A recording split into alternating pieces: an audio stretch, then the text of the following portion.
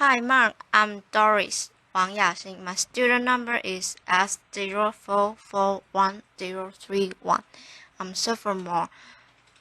This week's TED Talk is Eduardo Briceño, How to Get Better at the Things You Care About. Most of us go through life trying to do our best at whatever we do, whether it's our job, family, school, or anything else. I feel that way. I try my best, but some time ago, I came to a realization that I wasn't getting much better at the things I care most about, whether it was being a husband or a friend or a professional or teammate, and I wasn't improving much at those things even though I was spending a lot of time working hard at them. I've since realized from conversations I've had and from research that this stagnation, despite hard work, turns out to be pretty common. So I'd like to share with you some insights into what that is and what we can all do about it. What I've learned is that the most effective people and teams in any domain do some things we can all emulate. They go through life deliberately, alternating between two zones, the learning zones and the performance zone. The learning zone is when our goal is to improve. Then we do activities designed for improvement, concentrating on what we haven't mastered yet, which means we have to expect to make mistakes, knowing that we will learn from them. That is very different from what we do when we're in our performance zone, which is when our goal is to do something as fast as we can to execute. Then we concentrate on what we have already mastered and we try to minimize mistakes. Both of these zones should be part of our lives, but being clear about when we want to be in each of them with what goal, focus, and expectations help us better perform and better improve. The performance zone maximizes our immediate performance, while the learning zone maximizes our growth and our future performance.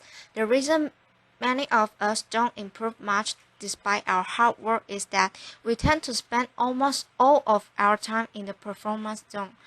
This hinders our growth and, ironically, over the long term, also our performance. So what does the learning zone look like? Take them things a political leader and a greatest orator and lawyer in ancient Greece. To become great, he didn't spend all his time just being an orator or a lawyer, which would be his performance zone, but instead, he did activities designed for improvement. Of course, he studied a lot. He studied law and philosophy with guidance from mentors, but he also realized that being a lawyer involved persuading other people, so he also studied great speeches and acting. To get rid of an odd habit he had of involuntarily lifting his shoulder, he practiced his speeches in front of a mirror, and he suspended a sword from the ceiling so that if he raised his shoulder, it would hurt. Laughter. To speak more clearly despite a lisp, he went through his speeches with stone in his mouth. He built an underground room where he could practice without interruptions and not disturb other people. And since courts at the time were very noisy, he also practiced by the ocean, projecting his voice above the roar of the waves. His activities in the learning zone were very different from his activities in court, his performance zone. In the learning zone, he did what Dr. Anders Ericsson calls deliberate practice.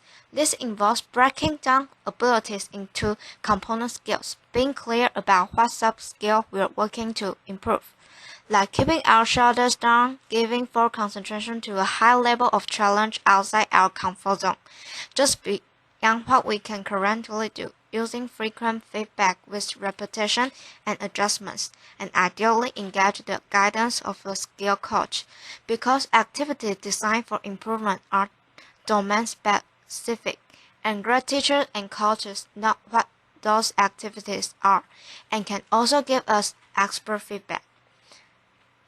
It is this type of practice in the learning zone which leads to substantial improvement, not just time on task performing. For example, research shows that after the first couple of years working in a profession, performance usually plateaus. This has been shown to be true in teaching, general medicine, nursing, and other fields, and it happens because once we think we have become good enough, adequate, then we stop spending time in the learning zone. We focus on our time on just doing our job, performing, which turns out not to be a great way to improve. But the people who continue to spend time in the learning zone do continue to always improve. The best salespeople at least once a week do activities with the goal of improvement. They read to extend their knowledge, consult with colleagues or domain experts, try out new strategies, selective feedback, and reflect. The best chess players spend a lot of time not playing games of chess, which would be their performance zone, but trying to predict the moves grandmasters make and analyze them. Each of us has probably spent many hours typing on a computer without getting faster. But if we spend 10 to 20 minutes each day fully concentrating on typing 10 to 20% faster than our current reliable speed, we will get faster, especially if we also identify what mistake we are making and practice typing those words. That's deliberate practice. In what other parts of our lives perhaps that we care more about? Are we working hard but not improving much because we're always in the performance zone? Now, this is not to say that the performance zone has no value. It very much does. When I need a knee surgery, I didn't tell the surgeon, poke around in there and focus on what you don't know. Laughter. You'll learn from your mistakes. I look for a surgeon who I felt would do a good job, and I want her to do a good job. Being in the performance zone allows us to get things done as fast as we can. It can also be motivating, and it provides us with information to identify what to focus on next when we go back to the learning zone. So the way to high performance is to alternate between the learning zone and the performance zone, purposefully building our skills in the learning zone, then applying those skills in the performance zone. When Beyonce is on tour, during the concert, she's in her performance zone, but every night when she gets back to the hotel room, she goes right back into her learning zone. She watches a video of the show that just ended.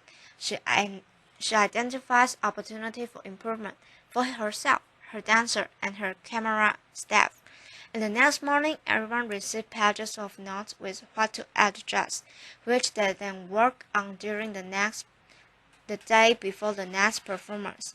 It's a spiral to ever-increasing capabilities, but we need to know when we expect to learn and when we seek to perform. And while we want to spend time doing both, the more time we spend in a learning zone, the more we'll improve. So how can we spend more time in the learning zone? First, we must believe and understand that we can improve, what we call a growth mindset.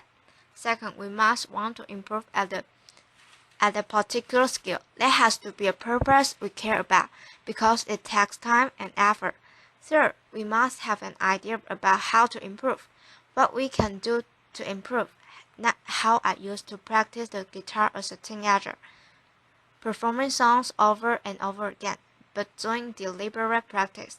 And fourth, we must be a low-stress situation because if mistakes are to be expected, then the consequence of making them must not be catastrophic or even very significant.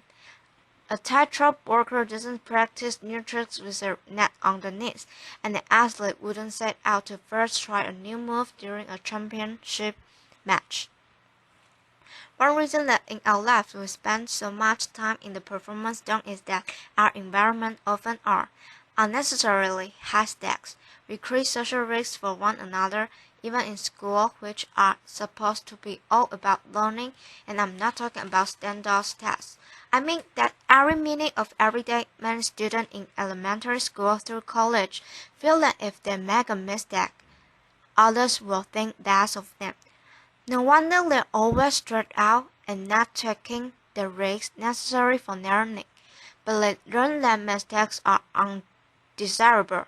In advantage when teachers or parents are eager to hear just correct answers and reject mistakes rather than welcome and examine them to learn from them.